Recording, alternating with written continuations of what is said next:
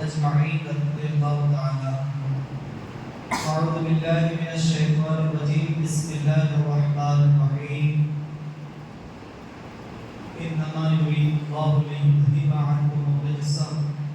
أهل البيت ويطهركم تطهيرا. صدق الله مولانا العظيم وصدق رسوله النبي الأمين المتين المعين الكريم. ونحن على ذلك من الشاهدين والشاكرين والحمد لله رب العالمين. آئیے آپ اور ہم سب سے پہلے مصطفیٰ جان رحمت، شمع بزم ہدایت، نوشہ بزم جنت، سرور کل فخر رسول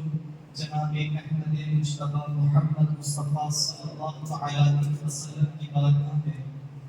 یہ درود پڑھنے کی سعادت حاصل کرے. پڑھے بلند آواز سے اللہم صلی علی سیدنا شفیع نبینا مولانا محمد طاہر وسلم وسلام علیک یا رسول اللہ صلی اللہ علیہ وسلم.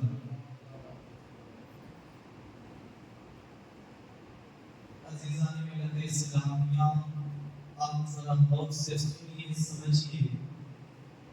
کہ اللہ تبارک و تعالی نے آج ہم دوسری محرم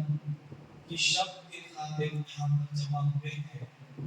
اور ماہ محرم الحرام کی یہ دوسری تاریخ ہے. اور محرم کے متعلق آپ جو محرم کا داستان ہے ہمارے یہاں پر جو ہر سال یہاں بیان ہوتے ہیں انشاءاللہ عاشورہ تک رہے گا، تو اس لیے خاص کر جو رات نماز کے لیے آتے ہیں وہ ضرور کچھ منٹ کا تو رہتا ہی ہے، تھوڑا بیٹھنے کی کوشش کریں. آج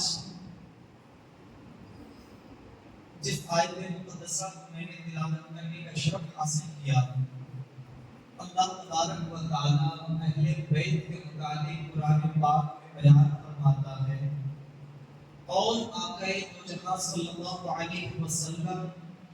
صحابہ کے پاس بار بار اس کا تذکرہ، اس کا ذکر فرماتا ہے. تو معلوم ہوا کہ اہل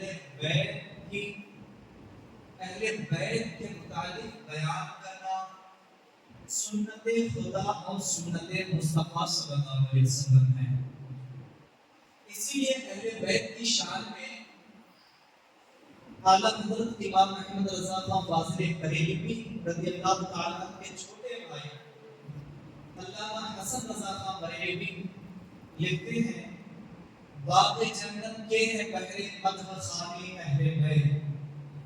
تم کو مژدہ نارگاہ دشمنان اہل بیت، اور بے اجازت جن کے گھر میں جبریل آتے نہیں، بے اجازت جن کے گھر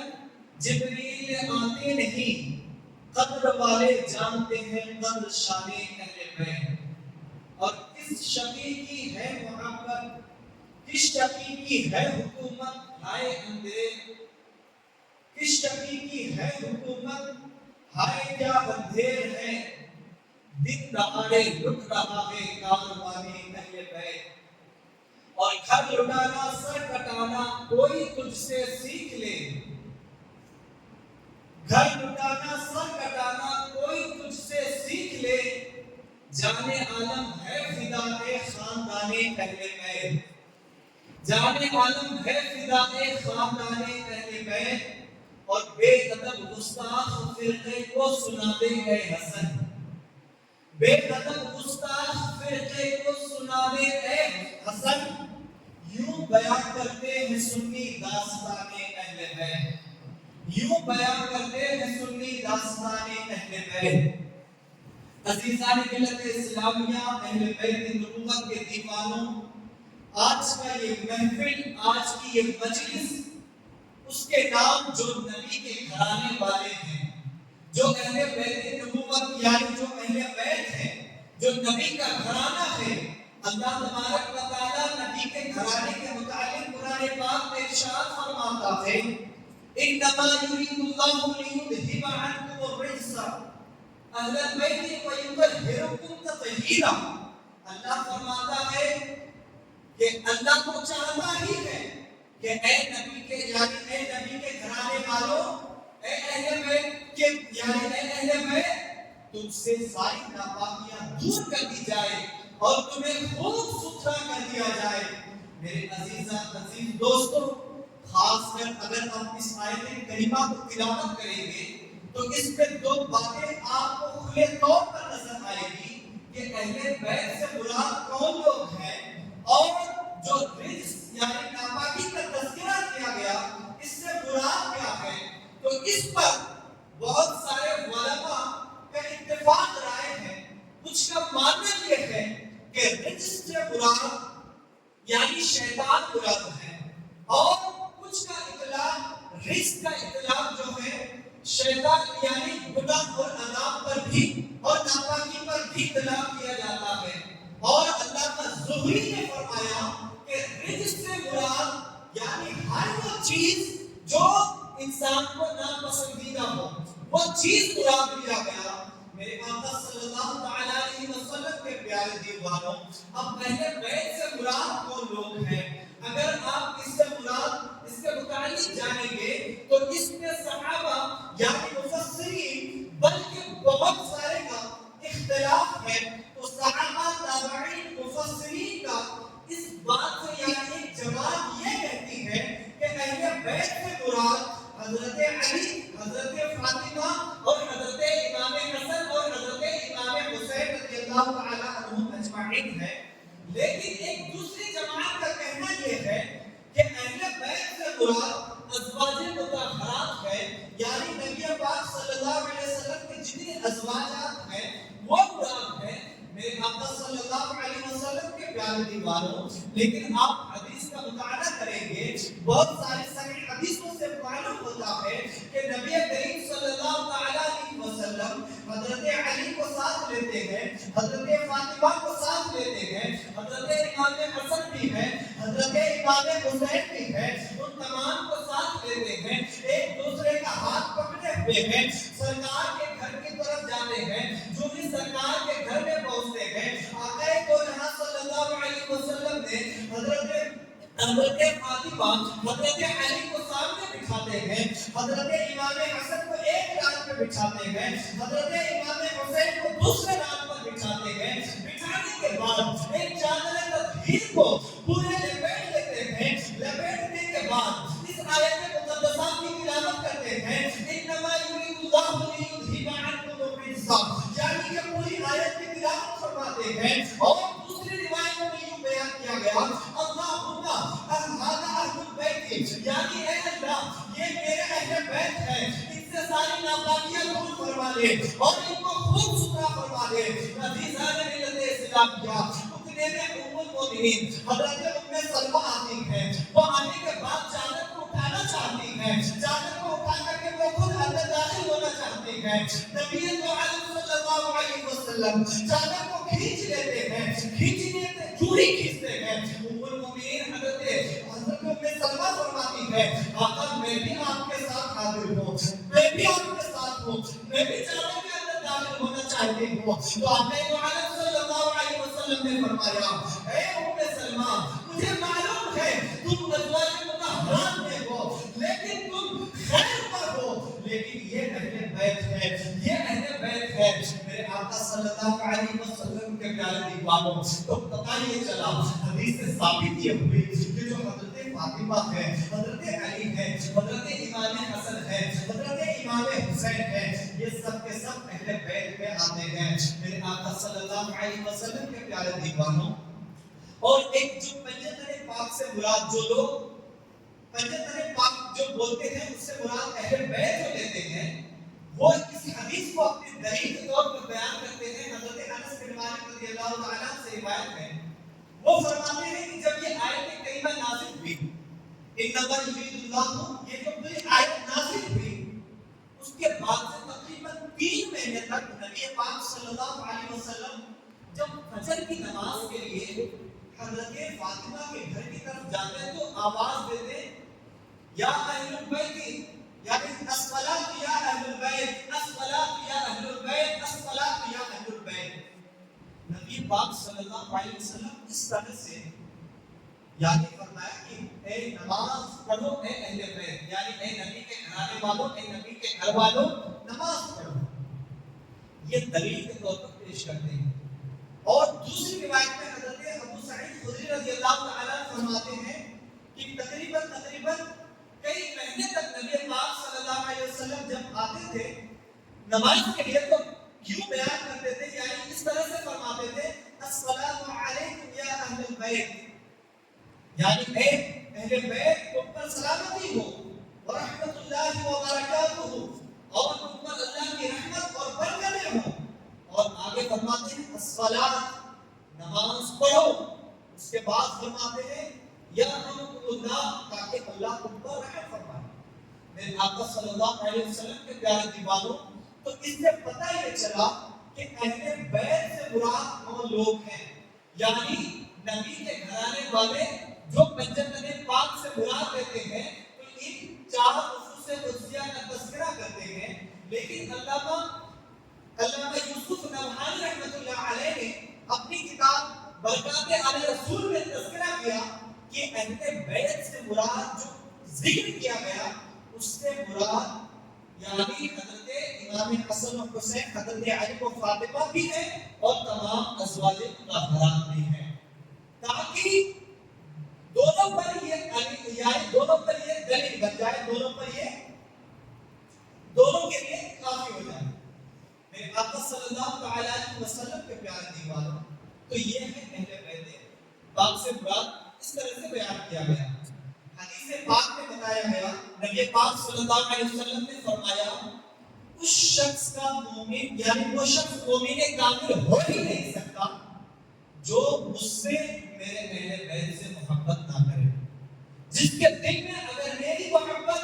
اور میرے اہل بیت یعنی حضرت علی، حضرت فاطمہ، حضرت امام حسن، حضرت امام حسین سے محبت نہ کرے وہ مومن ہو ہی نہیں سکتا. اور دوسری حدیث میں آقا نے فرمایا جو مجھ سے محبت کرے، جو حسن و حسین سے محبت کرے، جو حسن و حسین کے والد حضرت علی سے محبت کرے، جو حسن و حسین کے والدہ حضرت فاطمہ سے محبت کرے، تو کل قیامت کے دن اللہ تبارک و تعالیٰ اس کو میرے درجے میں رکھے گا. یعنی اس کو جنت میں جس درجے میں رہوں گا اس کو بھی اس درجے میں رکھا جائے گا، یعنی اس کو بھی جنت الفردوس کے اعلیٰ منزل عطا کر دیا جائے گا. میرے آقا صلی اللہ علیہ وسلم کے پیارے دیوانوں، اب دوسری حدیث پاک ہے، حضرت ابن عباس رضی اللہ تعالیٰ سے روایت ہے، وہ فرماتے ہیں کہ نجران کے کچھ عیسائی جو ہیں سرکار کی بارگاہ میں حاضر ہوتے ہیں. حاضر ہونے کے بعد سرکار علیہ السلام سے سوال کرتے ہیں کہ آپ عیسیٰ علیہ السلام کے تعلق سے کیا فرماتے ہیں؟ تو میرے آقا صلی اللہ علیہ وسلم نے فرمایا کہ عیسیٰ علیہ السلام وہ ہے جو اللہ کا پیغمبر ہے، جو اللہ کا نبی ہے، جو اللہ کا نبی ہے، اللہ کا بندہ ہے، اس کا کلمہ ہے، اور اس کی القاء جو ہے حضرت مریم کی طرف کی جاتی ہے. یعنی چونکہ حضرت مریم کا تذکرہ کیا تو وہ سارے عیسائی جو ہے وہ عیسائی تھوڑا لاکیے ہو جاتے ہیں، وہ عیسائی گھبرا جاتے ہیں، ان کی چہرے پر عجب کیفیت آئی ہوتی ہے. وہ کہتے ہیں کہ اے محمد بن عبداللہ، اے اللہ کے نبی، یہ کیسے ہو سکتا ہے کہ کوئی نبی یعنی کوئی انسان بغیر باپ کے کیسے ہو سکتا ہے؟ میرے آقا صلی اللہ علیہ وسلم کے پیارے دیوانوں، مطلب وہ سارے عیسائی یہ کہنا چاہ رہے تھے کہ یعنی حضرت عیسیٰ علیہ السلام خدا کے بیٹے ہیں، معاذ اللہ، استغفر اللہ. میرے آقا صلی اللہ علیہ وسلم کے پیارے دیوانوں، تو میرے آقا صلی اللہ علیہ وسلم نے ان سارے عیسائیوں کو، ان سارے نصرانیوں کو جواب دیتے ہیں کہ کیا تم اس پر تعجب کرتے ہو؟ حضرت عیسیٰ علیہ السلام صرف بغیر باپ کے ہیں تو آپ اس کے اوپر تعجب کرتے ہو، تم اس کے اوپر سوال کھڑے کرتے ہو. لیکن حضرت آدم علیہ السلام کو بغیر ماں باپ کے ہیں، پھر ان کو تم انسان مان رہے ہو تو پھر ان میں تمہیں تعجب نہیں ہوتی. میرے آقا صلی اللہ علیہ وسلم کے پیارے دیوانوں، حضرت آدم علیہ السلام کو تم بغیر ماں باپ کے مان رہے ہو، پھر حضرت عیسیٰ علیہ السلام کو بغیر باپ کے ماننے میں تمہیں کیا تعجب ہے؟ میرے آقا صلی اللہ علیہ وسلم نے یعنی بہت ساری دلیلیں پیش کی، اس کے باوجود ان لوگوں نے مانا نہیں. میرے آقا صلی اللہ علیہ وسلم کے پیارے دیوانوں، تو پھر اللہ تبارک و تعالیٰ نے آیت کریمہ نازل فرمائی، مباہلہ کے متعلق نازل فرمائی اور فرمایا اے میرے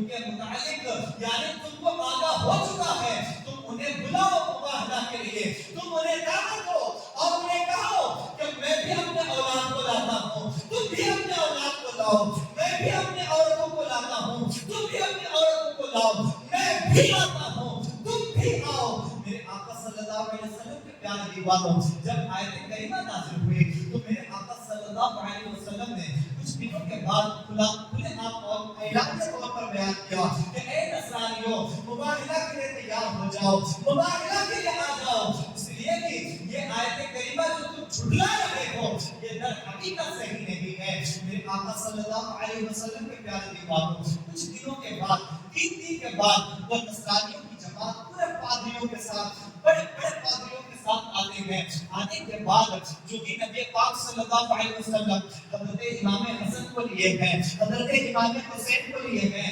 پیچھے حضرت فاطمہ ہے، حضرت علی ہے، آقا فرما رہے ہیں اے میرے اہل بیت، اے میرے گھر والے، جب میں رب کی بارگاہ میں دعا کروں تو تم صرف آمین کہہ دینا۔ میرے آقا صلی اللہ علیہ وسلم کے پیارے دیوانوں، جب نبی پاک جو بھی ان سارے یعنی نصوص قدسیہ کو لے کر کے آگے آ رہے ہیں، جو بھی قدم آگے بڑھا رہے ہیں، اب پادریوں کے جو سارے سردار ہیں وہ دیکھنے لگتے ہیں، ان میں جو سب سے بڑا پادری تھا وہ جو مسیح نام تھا، وہ دیکھنے کے بعد تعجب میں ہے، وہ حیرت میں ہے، وہ سوچنے پر مجبور ہے، وہ اپنے آپ کو کہہ رہے ہیں، سارے پادریوں سے کہہ رہے ہیں، سارے عیسائیوں سے کہہ رہے ہیں کہ سنو، مجھے نظر یہ آ رہا ہے کہ یہ جو سارے نصوص قدسیہ آ رہے ہیں، اگر یہ رب کی بارگاہ میں صرف دعا کر دے تو رب تبارک و تعالیٰ چاہے تو پہاڑ کو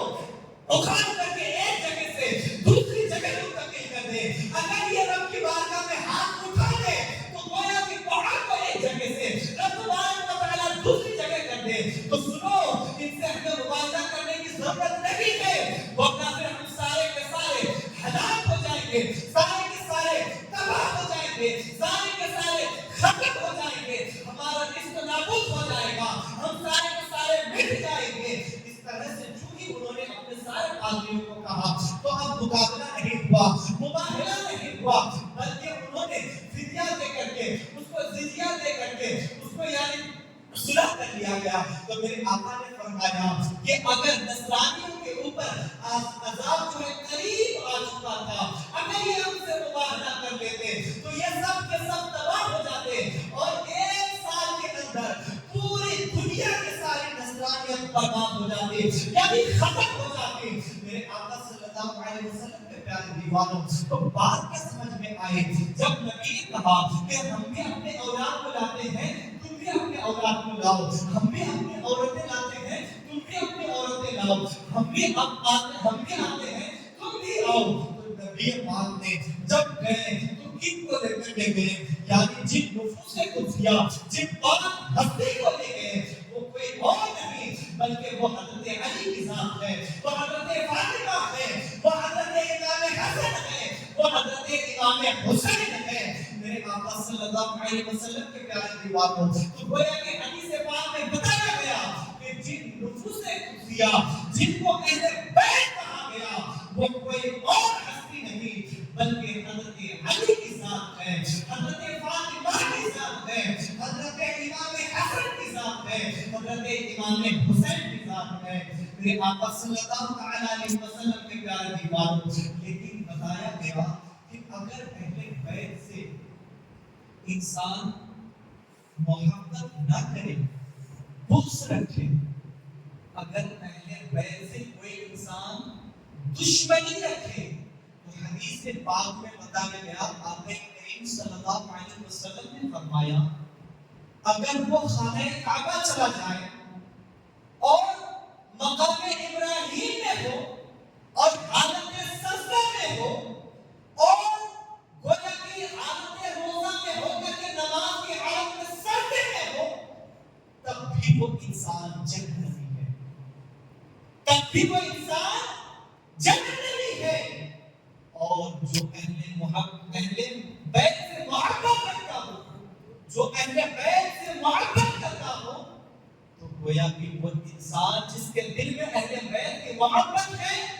تو اس کا ٹھکانہ آقا اللہ نے فرمایا جنت میں میرے ساتھ ہوگا، جنت میں جنت الفردوس میں میرے ساتھ ہوگا۔ میرے آقا صلی اللہ علیہ وسلم کے پیارے دیوانوں، ہم سب خوش نصیب ہیں، ہم سب اپنی قسمت پر جتنا ناز کریں کم ہے۔ کیوں؟ اس لیے کہ اللہ نے ہمیں امت مسلمہ میں پیدا فرما کر اہل سنت و جماعت میں اور خاص کر اس اہل بیت سے محبت کرنے والا بھی بنایا۔ میرے آقا صلی اللہ علیہ وسلم کے پیارے دیوانوں، اس لیے حدیث پاک میں بتایا گیا کہ اہل بیت سے محبت ایمان کی پہچان ہے۔ اگر جو اہل بیت سے محبت نہ کرے تو وہ مومن ہو ہی نہیں سکتا۔ آقا نے صاف صاف فرمایا ہے۔ اس لیے میرے قوم کے غیبوں مسلمانوں، ہم جتنا قسمت پر ناز کریں اور رب سے دعا کریں کہ اللہ تبارک و تعالیٰ جب تک ہمیں زندہ رکھے اسی اہل سنت و جماعت پر قائم رکھے، اسی سے یعنی اہل بیت سے محبت کرنے والا بنائے رکھے۔ جب ہمیں اس دنیا سے جب ہمارا خاتمہ ہو تو ایمان کے ساتھ یعنی ان اہل بیت سے محبت کرنے والا بن کر کے ہم اس دنیا سے جائیں۔ قسم خدا کی اگر ہمارے پاس اہل بیت کی محبت کا پٹا رہے گا، قبر میں مصطفیٰ آئیں گے، دیکھ کر پہچان جائیں گے کہ یہ کوئی نہیں، یہ میرے اہل بیت سے محبت کرنے والا میرا دیوانہ آیا ہے۔ تو گویا کہ رب تبارک و تعالیٰ کی بارگاہ میں مصطفیٰ کریم مسکرا کر کے فرما دیں گے تو اللہ تبارک و تعالیٰ پھر ہم تمام کی بخشش فرما دے گا۔ اس لیے ہم تمام جو ہے اہل بیت سے سچی پکی محبت کرنے والا رہیں، اور جو ان کی کارنامے، جو ان کے افعال ہیں، جو ان کے اقوال ہیں، ان پر بھی ہمیں عمل کرنے کی خاص کر کوشش کرنے کی جتنا بھی ہو سکے ہم کوشش کریں۔ اس لیے اللہ تبارک و تعالیٰ کی بارگاہ میں دعا ہے کہ انشاءاللہ ہم تمام اہل بیت کے متعلق اور خاص کر تفصیل کے ساتھ سماعت کرتے رہیں گے، اور جہاں سے ابھی رکی ہے انشاءاللہ پھر کل وہیں سے آگے ابتدا ہوگی، اور ہم پورے تفصیل کے ساتھ پورے اہل بیت اور جو تمام نفوس قدسیہ ہیں اور جو کربلا کا داستان ہے ضرور سماعت کریں گے۔ رب تبارک و تعالیٰ کی بارگاہ میں دعا ہے کہ رب تبارک و تعالیٰ ہم تمام کی اس مجلس کو اپنی بارگاہ میں قبول عطا فرمائے، اور خاص کر اس مجلس کے ذریعے سے ہم تمام کے لیے خاص کر ذریعے نجات بننے کی توفیق عطا فرمائے۔ وما علینا الا البلاغ۔ السلام علیکم ورحمۃ اللہ تعالی وبرکاتہ۔